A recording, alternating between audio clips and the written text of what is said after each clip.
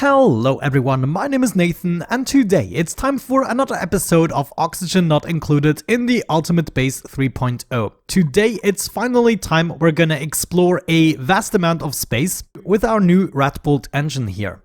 I did a little bit of testing off camera just to see how things behave, and I believe there are a couple of things we have to change. First and foremost, let me see. Yeah, I built these wires here out of iron. This is a no-go, and I'm also gonna remove the NOT gate, build it somewhere else. Need to gain access for this. Let me remove those again.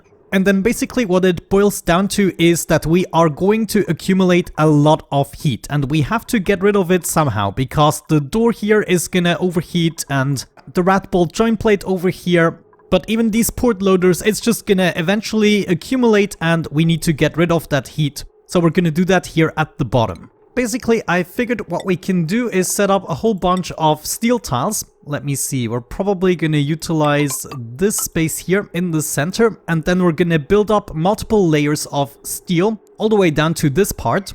And this is basically how far the engine can reach. About 9 or 10 tiles here are gonna be heated up and everything below it is not gonna be affected.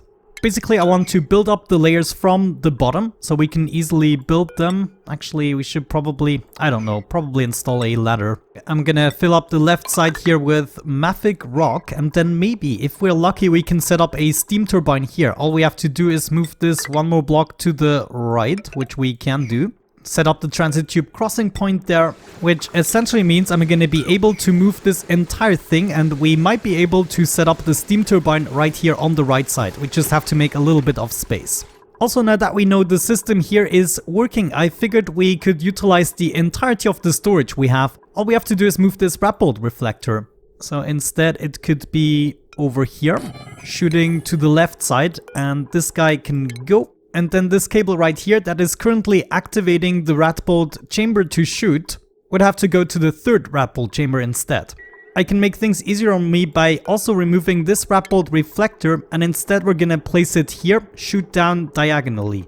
Also, instead of deactivating this radbolt reflector that would normally shoot through, we want to deactivate none. That is actually gonna make the automation a lot easier.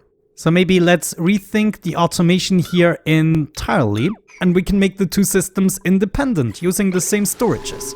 Radbolt reflector here, shooting down, coming from this guy.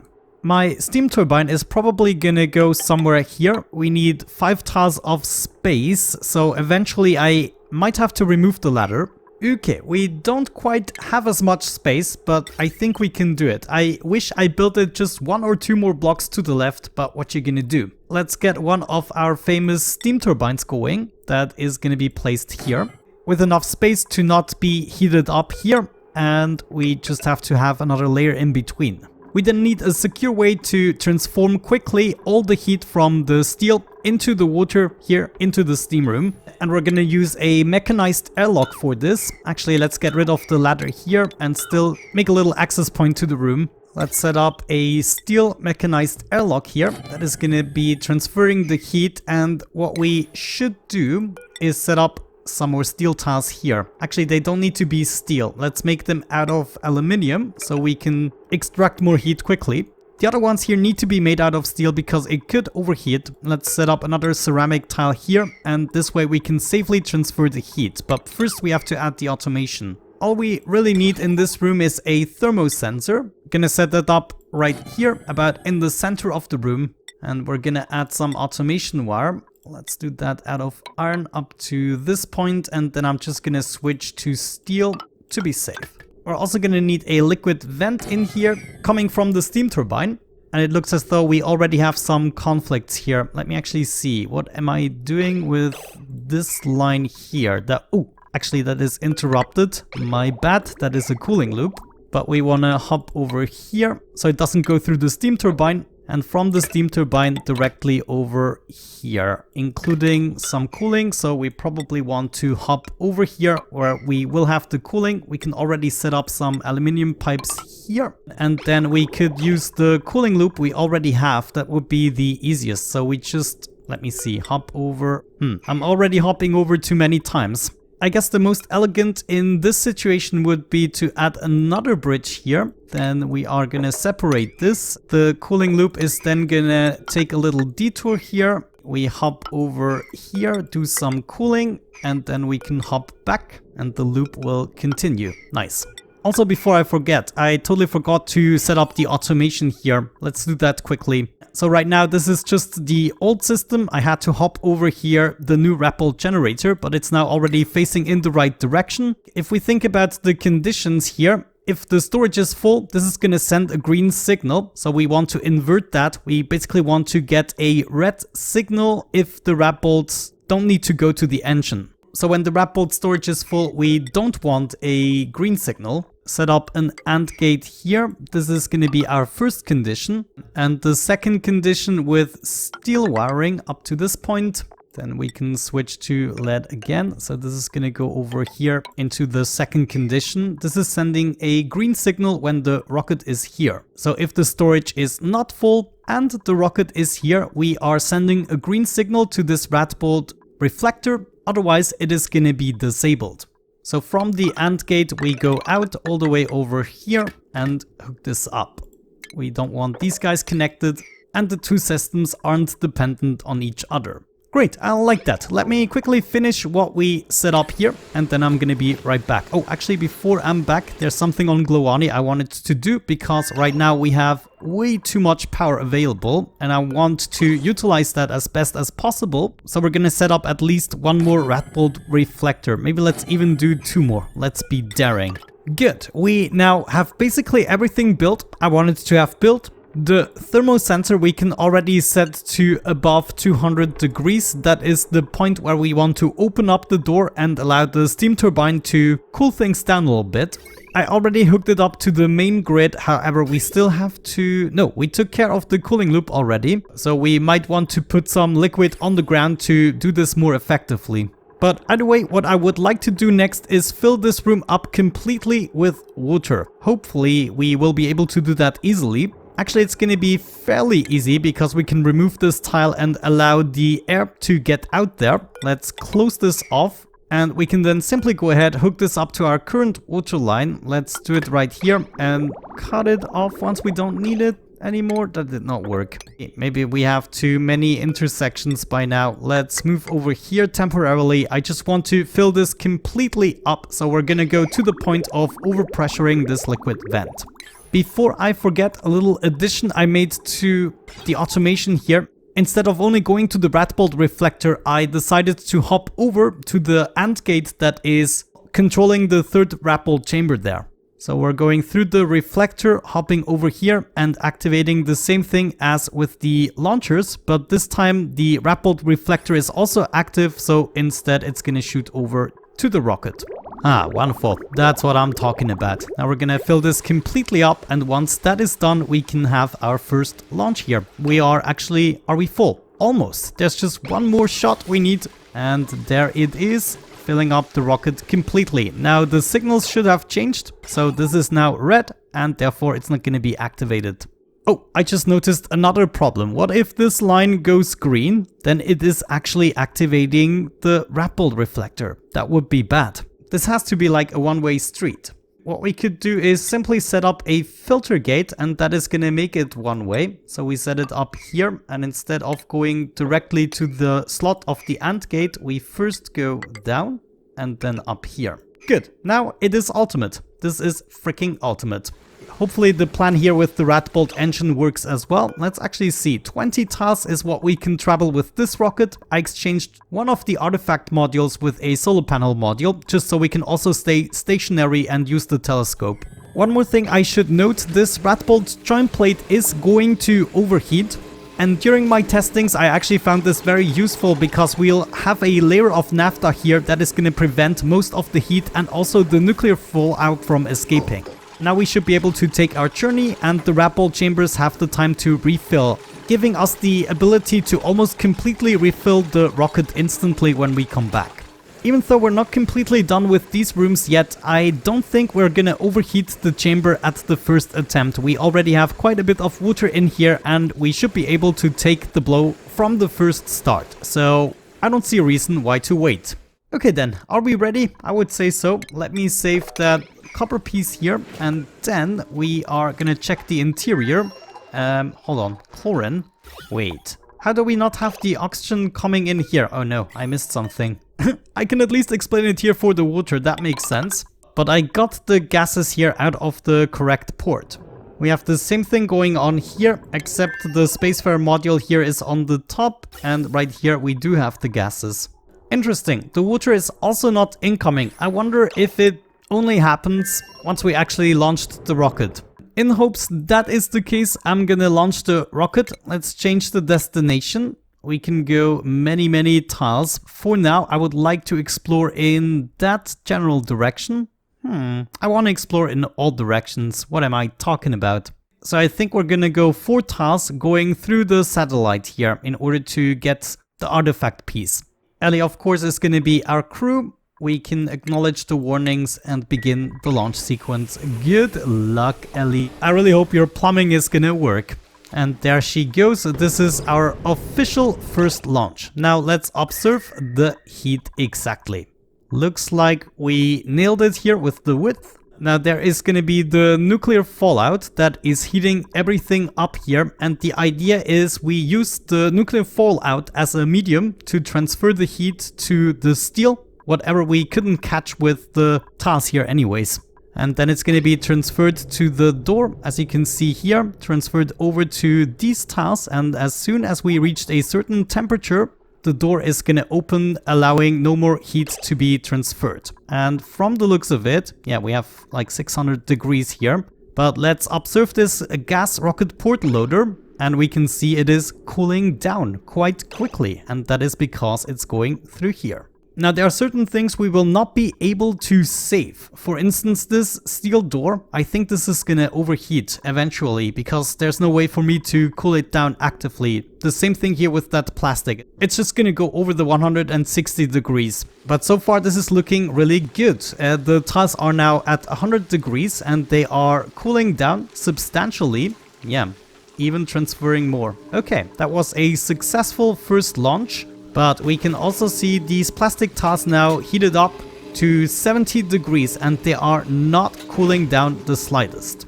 Another thing I would like to do is disable disinfect for these tiles. Let's copy that setting for all of these, because otherwise my duplicates will just go here. Now check out the radiation. I wonder if we just should capture that radiation as well, send it back into the rocket.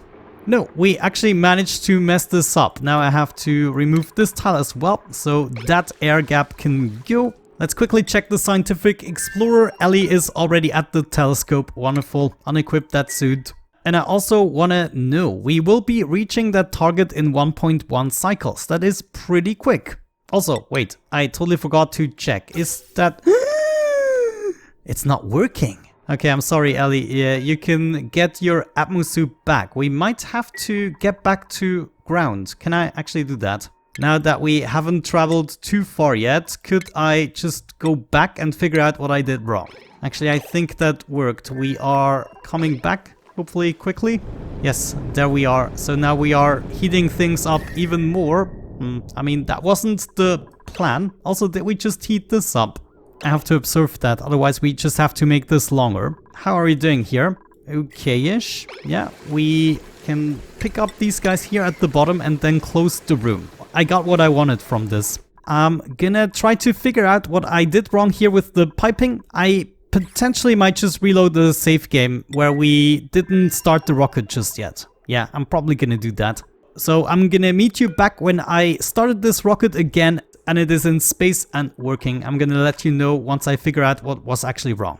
Unfortunately, I did not figure out what was wrong. I think I did the same thing as I did with the other rocket, but here it seems to be connected to the module somehow. And unless I'm totally stupid and forgot something, I just don't know what happened. However, we are still in space. I just decided to temporarily go with a oxygen diffuser, and then hopefully the pooping water is just gonna last for a bunch of cycles. But yeah, unfortunately I had to revert back to old methods. However, Ellie is now eagerly researching space. We're now telescoping all the tiles and I'm gonna make my way to this first unknown object. In the meantime, we are collecting so many materials from Glowani, it's not even funny. I decided to add another radbolt generator just for good measurements, but I figured we basically never really lose energy. Maybe a tiny amount during the nighttime, but with all of the steam engines actually going for it, as well as my hydrogen vent source, we just never run out of energy. Now, of course, this gold volcano just became active, so that is going to be a little bit more interesting now. But right now it's just warming itself up. I'm actually going to be glad once it gets rid of the water, so my hydrogen generators aren't submerged anymore. Back to my rocket, it actually arrived here, and we are still... Are we still telescoping? No, it must be at least downtime right now. But we did collect the artifact, which means we can keep going. I wonder if we should just get rid of the liquid and gas module for this rocket so we can be even faster. Wonderful, we revealed yet another point of interest. Let's go into that general direction, and if one of those is a planetoid, we want to get into its orbit and find out some details about it. Next tile is gonna be that one.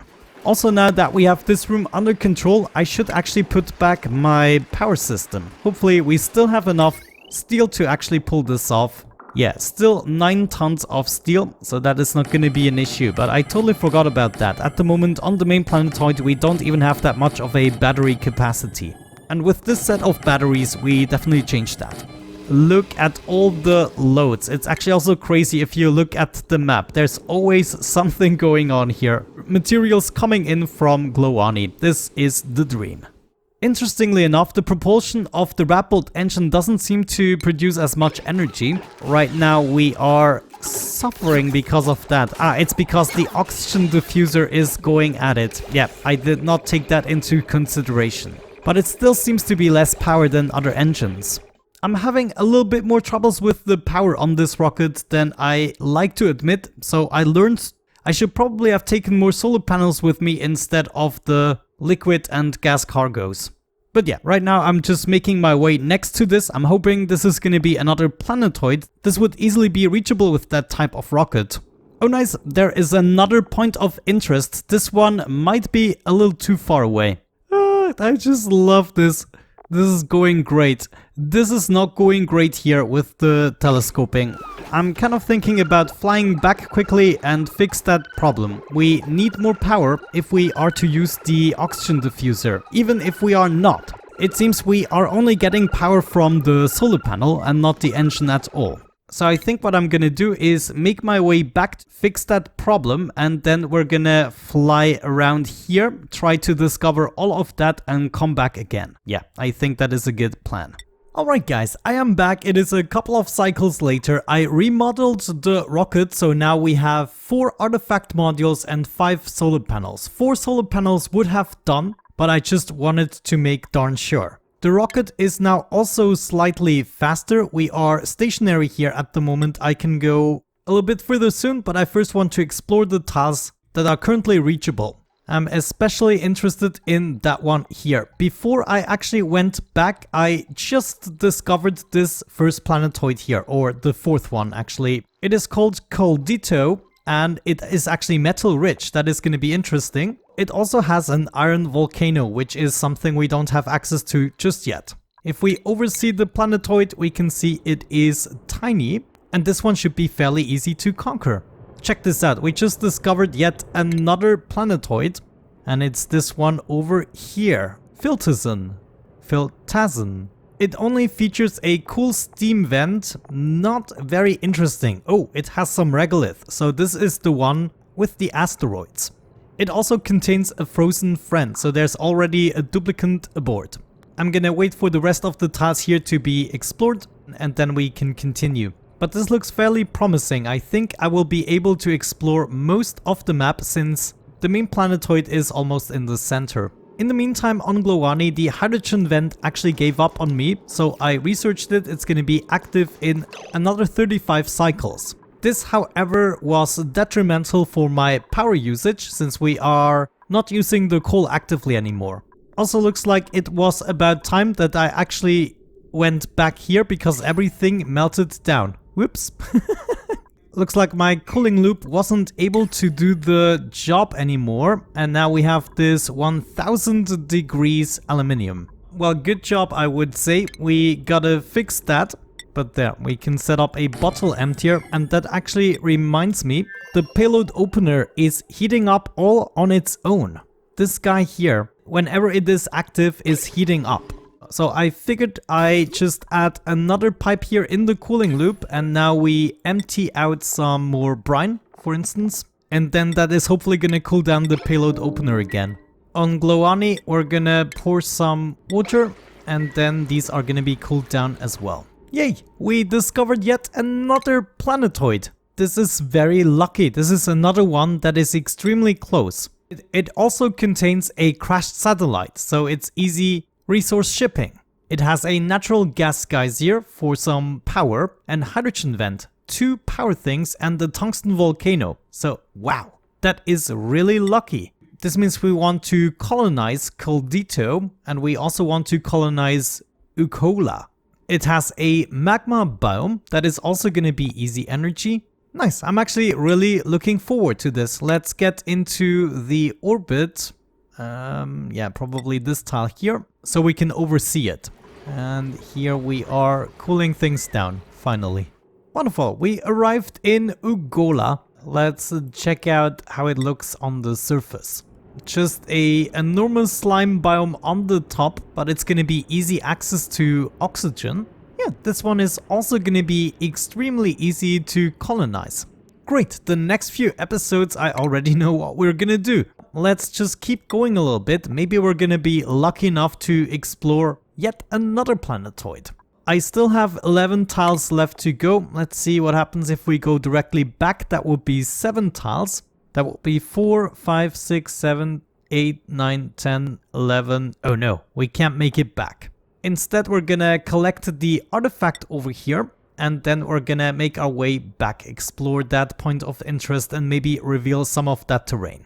Ooh, will you look at this? Many more objects to discover. We can't possibly do everything in today's episode. It just takes too long. We have to do other projects in the meantime. So I'm probably just gonna keep on sending Ellie around space and then tell you about the discoveries whenever we make them.